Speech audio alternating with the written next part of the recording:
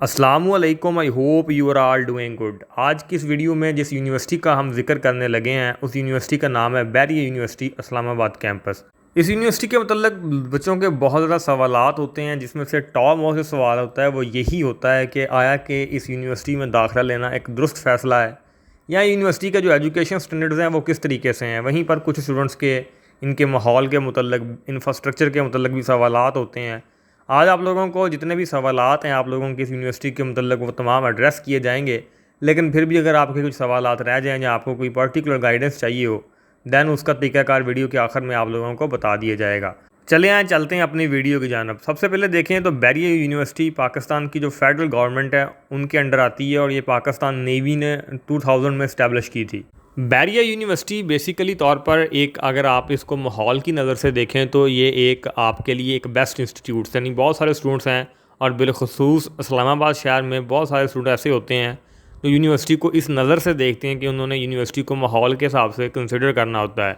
तो अगर आप ऐसे स्टूडेंट हैं जो यूनिवर्सिटी को माहौल के हिसाब से कंसिडर करना चाहते हैं, दैन बैरिया यूनिवर्सिटी नो डाउट आपके लिए एक बेहतर ऑप्शन है।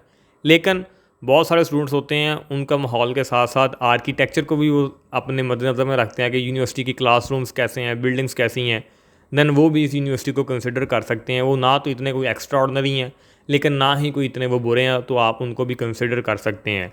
लेकिन असल बात तो ये है कि किसी भी यूनिवर्सिटी को या किसी भी अदारे को, बिलखसूस जो तलीमी इदारे हैं, उनको इन दोनों पॉइंट्स के साथ कंसिडर नहीं करना चाहिए, क्योंकि आपने अपनी ज़िंदगी के 4 साल अहम वहाँ पे लगाने होते हैं और सबसे बढ़कर आप लोगों ने अपने वालिदैन की हक हलाल की कमाई वहाँ पे इन्वेस्ट करनी होती है।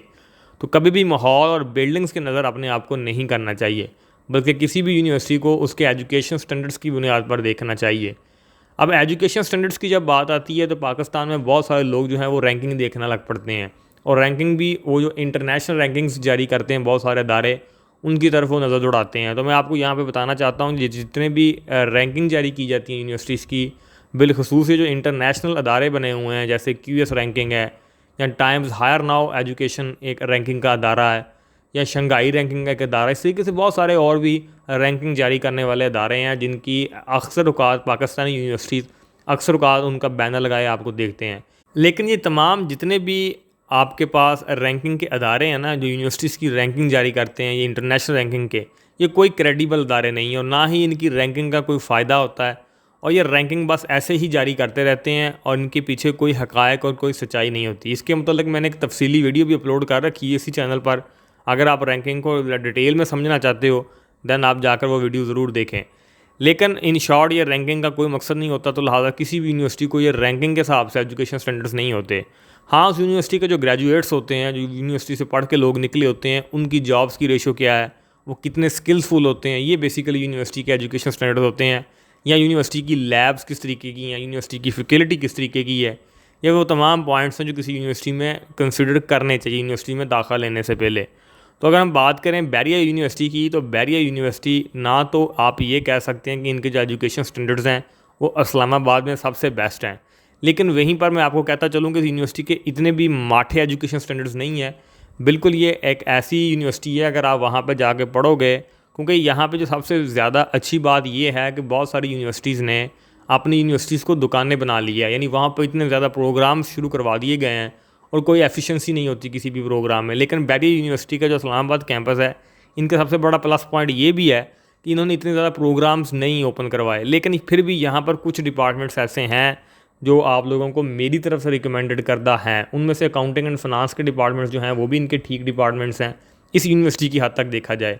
तो इस यूनिवर्सिटी के जो अपने डिपार्टमेंट्स में से जो इनके अकाउंटिंग एंड फाइनेंस का डिपार्टमेंट है वो एक बेहतर डिपार्टमेंट्स है, इवन दो इकोनॉमिक्स का भी और इकोनॉमिक्स एंड फाइनेंस का भी। लेकिन सप्लाई चैन मैनेजमेंट का जो डिपार्टमेंट है वो एज सच रिकमेंडेड नहीं है। इसी तरीके से BBA का डिपार्टमेंट भी इनका बेहतर डिपार्टमेंट है, लेकिन यहाँ पर आप लोगों को मैं इलेक्ट्रिकल इंजीनियरिंग भी रेफ़र नहीं करूँगा, ये भी उनका ऐसा अच्छा डिपार्टमेंट नहीं है आप ये कह सकते हैं। लेकिन इलेक्ट्रिकल इंजीनियरिंग एक अलहदा डिस्कशन का टॉपिक है, क्योंकि उसमें यूनिवर्सिटी का नाम बहुत मैटर करता है। इस्लामाबाद में और बेस्ट ऑप्शन मौजूद हैं आप लोगों के पास इलेक्ट्रिकल इंजीनियरिंग के लिए, जो शायद आप लोगों को इतने ही मार्क्स के साथ दाखिला मिल जाए। बाकी ये भी एक बहस मौजूद है कि कम मार्क्स के साथ इंजीनियरिंग में जाना चाहिए कि नहीं जाना चाहिए। बाहर अगर आपका कोई पर्टिकुलर केस हो दैन आप ज़रूर चूज़ कर सकते हैं। बहरहाल एक आपको ओवर पॉइंट दूँ, जनरल पॉइंट ऑफ व्यू यही है कि इलेक्ट्रिकल इंजीनियरिंग को लो मार्क्स के साथ मतलब ऐसे यूनिवर्सिटी में दाखिला नहीं लेना चाहिए, क्योंकि यूनिवर्सिटीज़ की लैब्स इसकी उस तरीके की नहीं हैं जो होनी चाहिए। बाकी इसमें जितने भी डिपार्टमेंट्स हैं उनमें आप दाखिला ले सकते हैं। फिर भी एक दो डिपार्टमेंट जैसे इन्वायरमेंटल साइंसेस का या जियो साइंसेस का डिपार्टमेंट है, वो भी एज सच रिकमेंडेड नहीं है। बाकी जितने भी इनके डिपार्टमेंट्स हैं वो ठीक डिपार्टमेंट्स हैं। और दूसरा, इस यूनिवर्सिटी में जो सबसे कमी बच्चों को भी मालूम होती है और जो शायद होनी भी चाहिए थी ये चीज़ उसमें, वो है यूनिवर्सिटी का रकबा। यूनिवर्सिटी का रकबा बहुत थोड़ा है और यूनिवर्सिटी के पास कोई ग्राउंड्स नहीं है, और यूनिवर्सिटी उस तरीके से बड़ी यूनिवर्सिटी नहीं है जिस तरीके से इस्लामाबाद में बाकी यूनिवर्सिटीज़ रकबे के लिहाज से काफ़ी बड़ी हैं। तो अगर आप लोगों को ऐसे स्टूडेंट्स हैं जिनको यूनिवर्सिटी रकबे के लिहाज से बड़ी यूनिवर्सिटी चाहिए, दैन भी बैरियर यूनिवर्सिटी जो है वो आपके लिए फिर नहीं है, क्योंकि इसका रकबा काफ़ी थोड़ा है और आप लोगों को कोई खेलने के लिए ग्राउंड्स या इस तरीके की चीज़ें जो फैसिलिटीज़ हैं वो कम ही देखने को मिलेंगी। बाकी वीडियो अच्छी लगी हो तो वीडियो को लाइक करना है और चैनल को सब्सक्राइब करना मत भूलिएगा। बाकी भी जितनी भी यूनिवर्सिटीज़ हैं उनके मुतल्लिक भी इसी प्ले लिस्ट में आप लोगों को बाकी यूनिवर्सिटीज़ की इन्फॉर्मेशन मिल जाएगी।